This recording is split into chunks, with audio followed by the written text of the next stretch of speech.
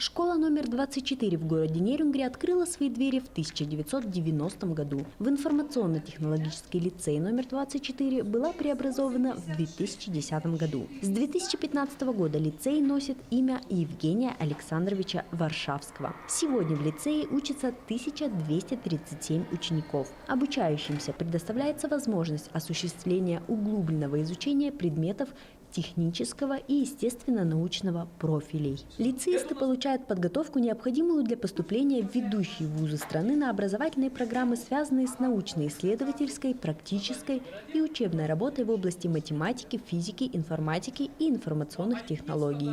Главный принцип работы лицея – сотрудничество и взаимоуважение. Подготовка лицеистов – это не натаскивание на сдачу экзаменов, а формирование заинтересованного подростка, обладающего высоким уровнем знаний и набором современных компетенций, необходимых для успешного продолжения образования и развития личности. Очень большое внимание мы уделяем и позиционируем свою образовательную организацию по отношению к другим именно тем, что большое внимание уделяем, как я сказал, научно-исследовательской деятельности учащихся со 2 по 11 класс. Эта работа проходит по всем разделам образовательного процесса нашего лицея. И на протяжении многих лет наши лицеисты, наши ученики успешно побеждают на региональных, федеральных и особенно, подчеркиваю, на международных конференциях. Более 10 лет назад в лицее была внедрена электронная система NetSchool. Это электронная система, где электронный журнал, электронный дневник, электронные методические материалы, электронное планирование. Вот мы 10 лет уже этим занимаемся, а сегодня эта система повсеместно работает и называется «Сетевой город». Наверное, уже многие об этом слышали. Вот этот сетевой город, по сути дела, с нас здесь начался. 6 лет назад лицей стал базовой школой по дистанционному обучению. Это крайне важная тема была тогда, то есть 6 лет назад, еще до пандемии.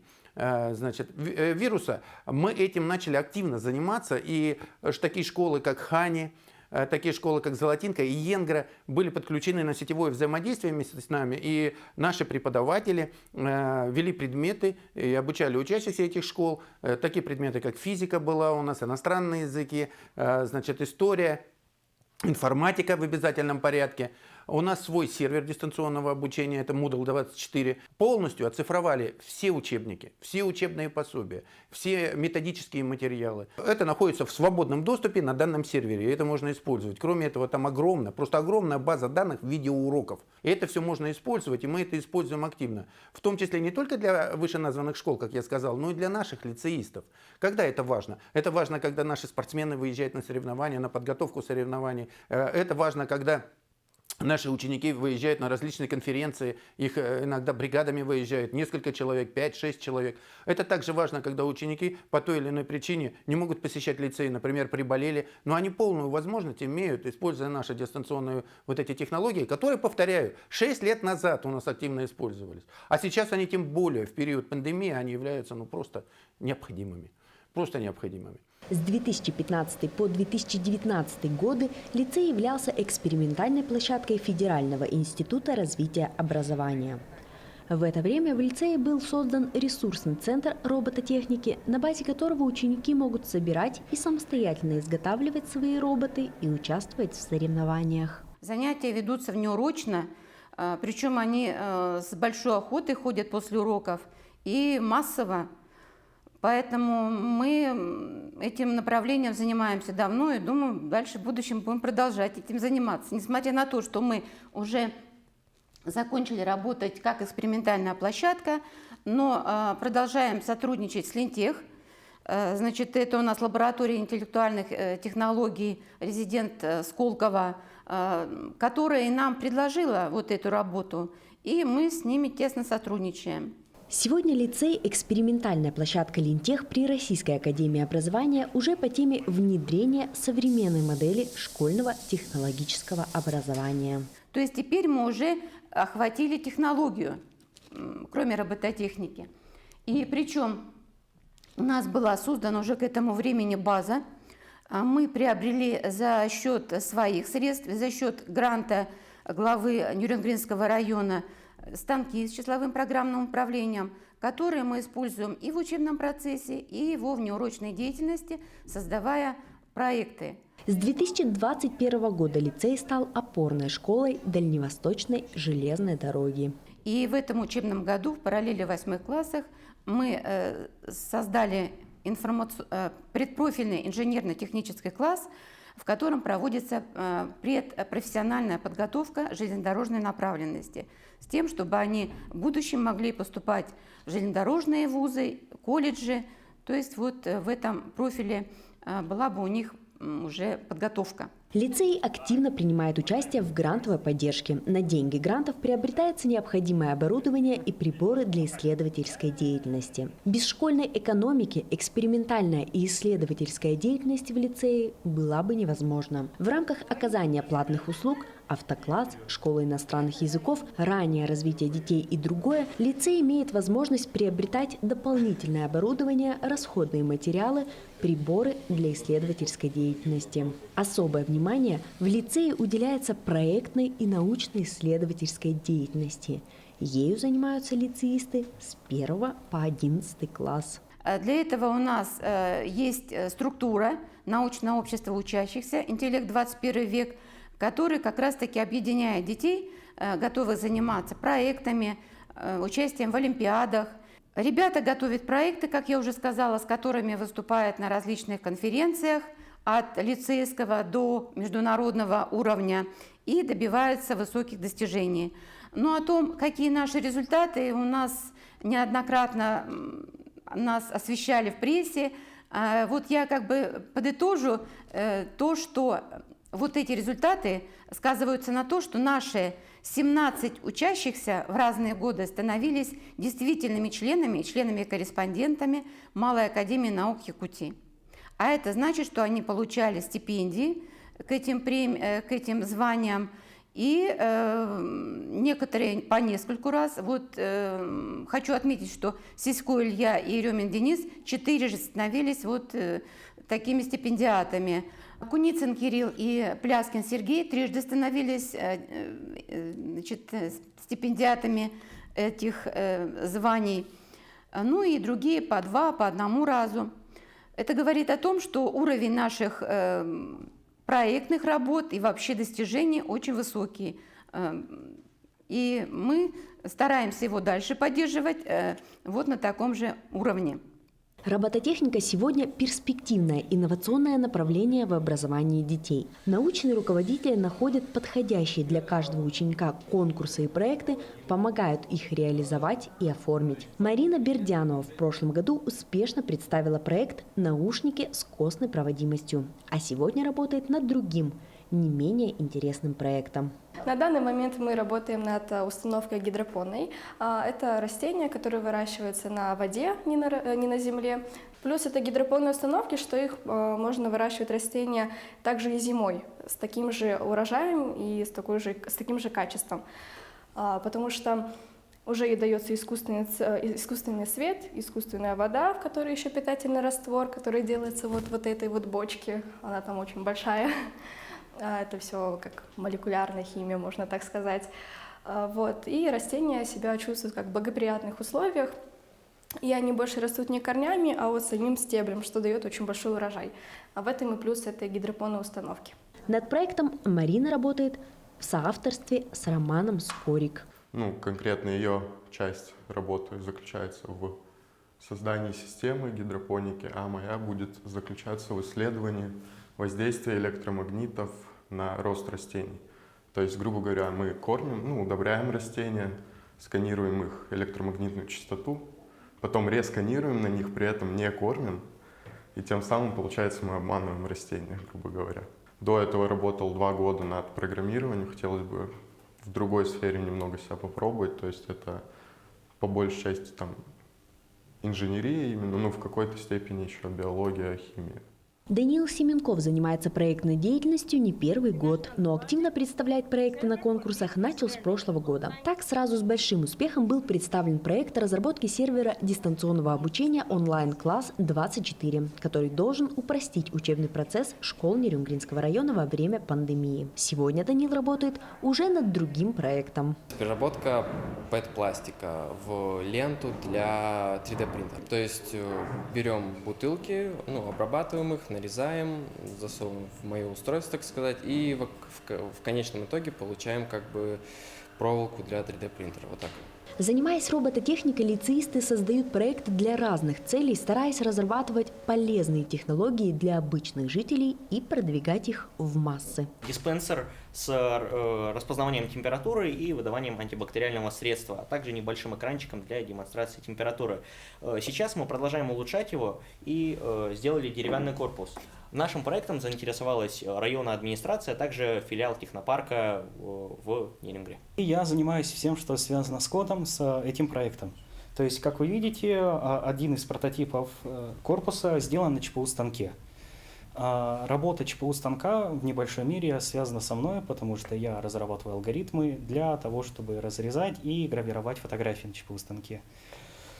Об этом проекте могу рассказать то, что в нем использовалось кастомное железо в виде Arduino, и вместе с этим там существует отдельный сервер, который включается при включении самого устройства. И когда человек проверяет свою температуру, его температура показывается на сервере, и, например, вахтер, проверяя людей, может сразу узнать, какая у них температура. В ИТЛ номер 24 не только лицеисты, но и педагоги успешно участвуют в профессиональных конкурсах, становясь их призерами и победителями. Учителя лицея, кроме цифровых образовательных ресурсов СДО Moodle-24, активно используют российские образовательные платформы Учи.ру, Я-класс, Сферум, Яндекс.Учебник. Учителя – победители конкурса «Самый активный учитель Учи.ру», а лицей удостоен грамоты «Самая инновационная школа региона» в 2019 году. В 2017 году ИТЛ номер 24 вошел в перечень топ-500 лучших школ России, показывающих стабильно высокие образовательные результаты учащихся, и топ-100 лучших образовательных организаций по оборонно-спортивному профилю в 2016-2017 учебном году. По данным рейтингового агентства RAEX 2021 года лицей вошел в топ-20 лучших технических школ Дальневосточного федерального округа и в топ-5 лучших школ Республики Саха-Якутия, готовящих абитуриентов для лучших вузов технического профиля. Работаю в лицее с прошлого года, и сразу с первых дней, когда я пришел в учебное заведение, я действительно ощутил и понял, попал в эту систему, настроенной, налаженной научно-исследовательской деятельности учащихся именно всего лицея. Потому что вам сейчас отдельные, конечно, моменты показали, элементы, а я хочу скрыть, что подноготно она как в массовом спорте, так и здесь в массовой научно-исследовательской деятельности, когда занимаются все педагоги, когда проводится лицейская конференция, на которой участвуют порядка 30-40 работ, причем они всех направлений, и не только инженерно-научно-технической, но и, естественно, научной, гуманитарной, лингвистической. Да. И именно благодаря такому широкому подходу, благодаря тому, что администрация идет навстречу, именно для организации исследовательской деятельности могут вопросы организационные решить, помочь где-то с приобретением, изготовлением то, что необходимо для исследования. Это позволяет сделать это позволяет построить такой подход, когда действительно научно-исследовательская деятельность затронуты все ученики нашего лицея. Конечно же, это дает определенный достаточно высокий результат. Вот могу по прошлому году сказать, что в прошлом году именно по гуманитарной линии, в основном это курирует как учитель истории обществознания, наши ребята на таком конкурсе, как конкурс Вернадского в Москве, который считается одним из самых престижных гуманитарных направлений, там не просто, для некоторых школ было просто попасть в число второго тура, уже было большим достижением. А наши ребята завоевали 4 призовых места, 2 из которых лауреатские. Да? То есть это тоже показатель качества работы. Также наши ребята именно по гуманитарной линии часто участвуют в финалах «Шага в будущее» в Москве, участвуют в других научно-практических конференциях, связанных не только республиканским, но и всероссийским уровнем. И хочу сказать, что это обеспечивается благодаря широкой вовлеченности педагогов и детей именно в саму исследовательскую деятельность, то, что это охват у нас в лицее достаточно большой. Важнейшей задачей учебного заведения всегда являлось развитие интеллектуальных и творческих способностей учащихся на основе широкого использования разнообразных видов деятельности в процессе обучения и воспитания. Основным принципом нашей работы является принцип индивидуализации обучения, особенностью которого является организация процесса обучения по индивидуальным планам, по индивидуальным программам, формирование индивидуальных траекторий. И здесь в центре внимания не столько единые для всех образовательные результаты, сколько личные качества и потенциал каждого ребенка. Поэтому в первую очередь мы помогаем нашим лицеистам в изучении собственных склонностей и интересов в каждой предметной области. Помогаем им спроектировать индивидуальные образовательные маршруты. Ребенок сам определяет содержание своего образования, его позиция становится активной, то есть ученик уже выступает в качестве субъекта. Ну и, следовательно, каждый ученик имеет право пройти свой собственный путь к освоению того или иного знания, которое именно для него сейчас является наиболее важным. И тем самым реально осуществляет свое самообразование. Мы считаем, что именно это делает наших детей успешными, помогает им побеждать на конференциях, конкурсах, олимпиадах различного уровня, показывать высокие результаты на ОГЭ и ЕГЭ. В течение последних лет ежегодно среди лицеистов в среднем 80 победителей и призеров муниципального этапа Всероссийской олимпиады школьников. Регулярно наши ученики становятся победителями и призерами регионального этапа Всероссийской олимпиады школьников по таким предметам, как информатика, ОБЖ, физическая культура, экология, математика, китайский язык, политехническая олимпиада. Лицеисты неоднократно становились призерами заключительного этапа Всероссийской олимпиады по физической культуре. Среди выпускников лицея ежегодно есть высокобальники. За 3 последних года в среднем 67% обучающих и сдававших ЕГЭ показали результаты выше 80 баллов по таким предметам, как русский язык, информатика, английский язык, математика, обществознание, химия, биология, литература, физика. Ну, как видите, результаты говорят сами за себя. И в заключение хотелось бы подвести итог и сказать, что более 90% наших выпускников поступают в ведущие вузы страны, в том числе в вузы, входящие в топ самых престижных вузов Российской Федерации.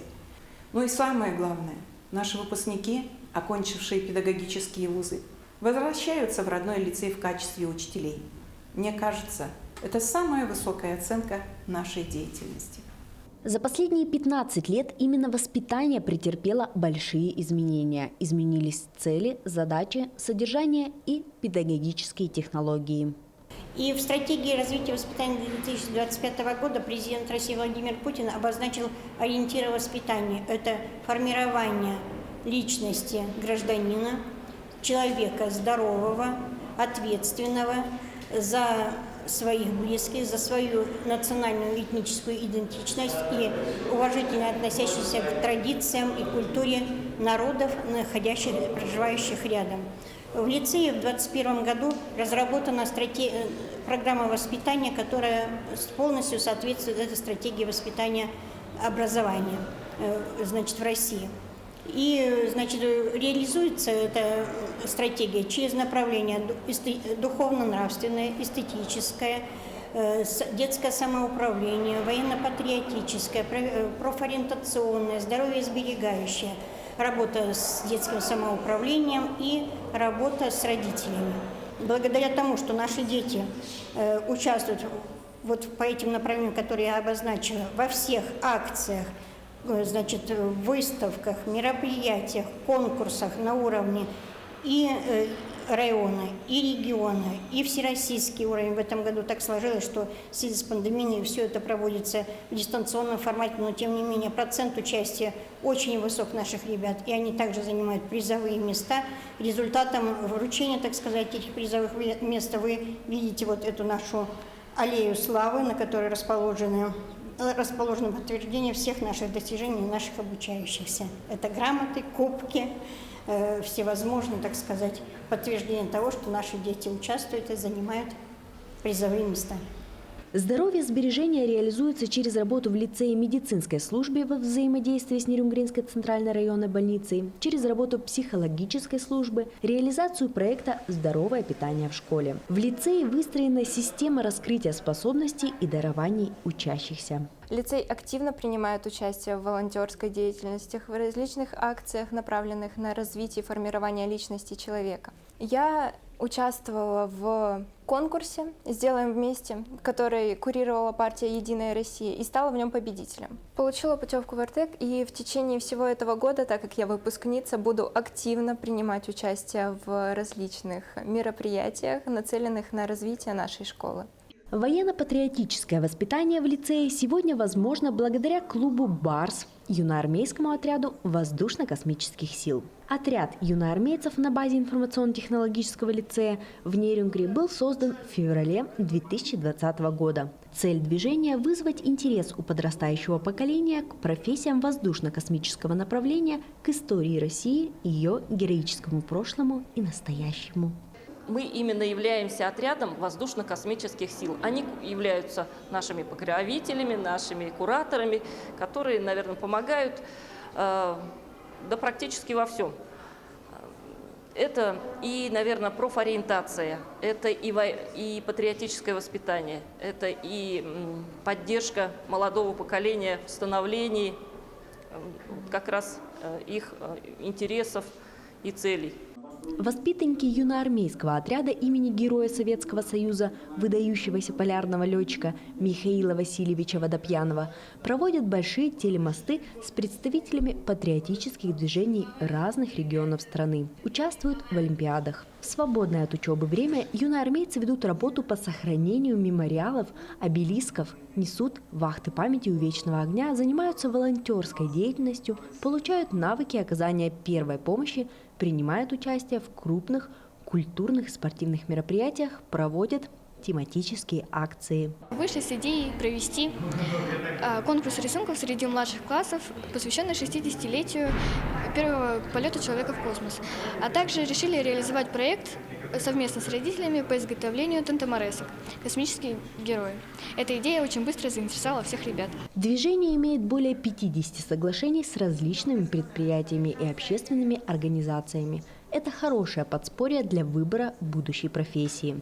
В отряде юноармейцев ИТЛ номер 24 ребята получают базовые знания об авиации, космосе и ракетной технике. Для меня безумно почетно быть в этом отряде. Мне бы очень интересно здесь находиться с такими хорошими людьми, с моим отрядом, с нашими учителями. Нам очень много рассказывают и проводят разные лекции преподаватели по всей России. В дальнейшем я собираюсь стать летчиком, так же, как и многие из нашего отряда, связать свою жизнь с военно-воздушно-космическими силами, поэтому для меня это, да, очень важно. Особое внимание в лицее уделяется спортивной и оздоровительно-массовой работе. У нас в лицее не только умные, талантливые дети, но они еще и мотивированы на физическую культуру. Это правильная политика, которая шла с рождения этой школы, и сейчас она продолжается. Очень мощная поддержка директора, заместителя директора, учителей-предметников, которые точно знают, что спорт и успешность неразделимы. И это важно для нас. Не бывает просто так, что это спортсмен и что он глупый человек. Вовсе нет. Как правило, это очень разносторонние люди. Они грамотные, они всегда хорошо учатся. У них есть хорошая мотивация поступить в хорошие вузы. А предмет физкультура в данном случае – это для них огромный опыт. И работа колоссальная. Каждодневно они приходят сюда и занимаются в этом спортивном зале. Каждодневно они зубрят теорию. Ежедневно они получают какие-то новые знания. И именно это и привело их к победе.